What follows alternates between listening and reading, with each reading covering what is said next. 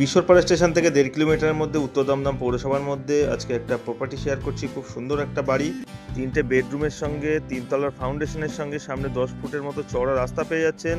স্টেশনেরও কিন্তু খুব কাছাকাছি প্রপার্টিটি পেয়ে যাচ্ছেন। ঢুকে বড় একটা ডাইনিং হল, বাদিকে পরপর 3টে বেডরুম রয়েছে, 2টো বড় সাইজ, একটা মিডিয়াম সাইজ বেডরুম, আর প্রথম বেডরুমের সঙ্গে অ্যাটাচ একটা বারান্দাও আপনি পাচ্ছেন।